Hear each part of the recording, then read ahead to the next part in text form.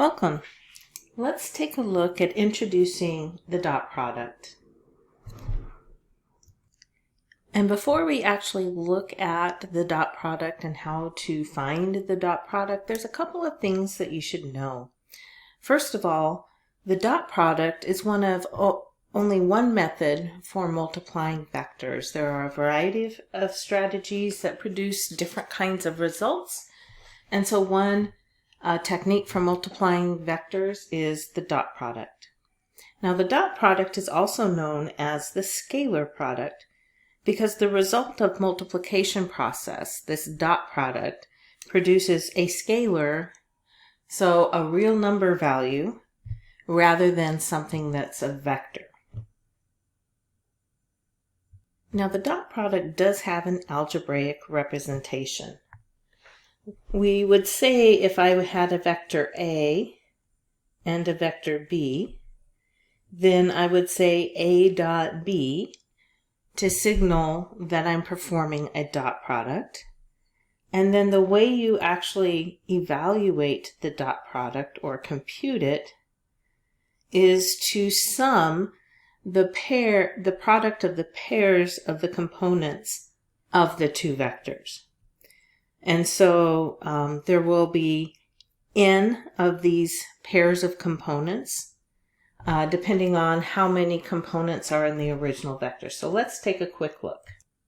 Let's say that if vector A had components A1, A2, and A3 in the I, J, and K positions, and vector B had B1, B2, B3 in those positions, then the dot product of the two vectors would be the summation from I equals 1 to, in this case, 3, because the two vectors only have three components, AI, BI. So we would say that this is A1 times B1 plus A2 times B2 plus A3 times B3. So what we see is we are multiplying corresponding pairs of the two vectors and then adding those products. So A1 times B1 plus A2 times B2 times A3 times B3. So for a concrete example here, let's assume that vector A is 2i plus 3j minus k, and vector B is negative 1i minus 2j minus 4k. And we want to find the dot product, so this would be 2 times negative 1 plus, so those are the x components or the I components, 3 times negative 2, so the product of the y components or the j components, plus negative 1 times negative 4, so the product of the z components or the k components. So this would end up giving us a negative 2 minus 6 plus 4. Now negative 2 minus 6 plus 4 is equal to negative 4. So for that pair of vectors, A dot B is equal to negative 4. Now the dot product has a variety of properties. So let's just go ahead and enumerate them here. So the first property we want to state is that dot product is commutative. So the product of U and V would be basically the sum I equals 1 to n of UI times VI. Now, keep in mind that in this instance, we are multiplying two real numbers. So the commutative property of multiplication for two real numbers still exists. So this would be the summation I equals 1 to n. So I could just as well say this is VI times UI, which would then we could consider to be vector V dotted with vector U. So the dot product is commutative. There is a distributive property for the dot product as well. So U dot V plus W, that sum, that is equal to the dot product of U with V plus the dot product of U with W. The third property here, so a constant multiple, so C is a scalar, a constant multiple. If I multiply a dot product by that scalar, it's the same as multiplying that scalar times vector U, then dot product that with vector V. Or instead of multiplying that scalar times U, I could do vector U times the scalar times vector V. Either one of those is equivalent to the scalar times the dot product of U and V. Now lastly, what happens when we dot product a vector with itself? So in this case, V dot V. Well, in that case, we end up with the magnitude of V squared. So that's a brief overview of some of the properties of the dot product. Now let's take a look at a quick application. That application is force. So if a constant force is applied to an object so that the object moves in a straight line, say from point P to point Q, the work done W by the force F acting at an angle theta from the line of motion is given by, and here we have work is equal to the force vector dot product with the vector PQ.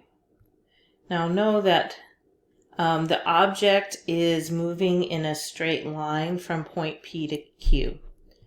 Okay, so work done is the force dot product with the direction in which the object is moving in a straight line. Now, this force vector dot product vector PQ is also equal to the magnitude of force vector F times the magnitude of the vector PQ times cosine of theta. Now, note, the work done on an object, work is done on an object when a force causes a displacement of the object. So, if a force is applied to an object and the object does not move, this is critical, the object must move, then no work is being done. So let's look at a quick example. So in this example, we're looking at using a conveyor belt to move a box along a straight path.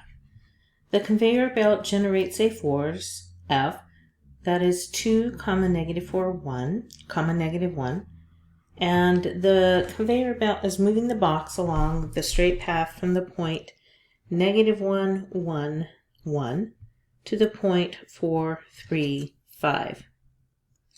And so here's just a rough sketch of the idea. We have this point P, the box is here, the conveyor belt is going to use the force 2, -4, 1 to move the box from point P to point Q. Now, we've seen the definition for work. This comes from physics, and that is that the work done is equal to the force dot product with the direction of travel or the displacement. We can call that PQ. So the work done here by the conveyor belt is the dot product of the force dot product with the vector PQ. So let's go ahead and figure out that displacement.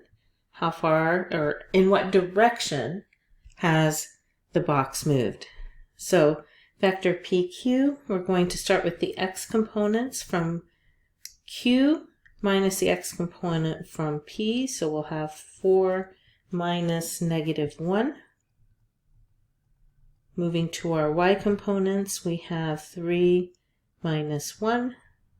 And then our z components, we have 5 minus 1.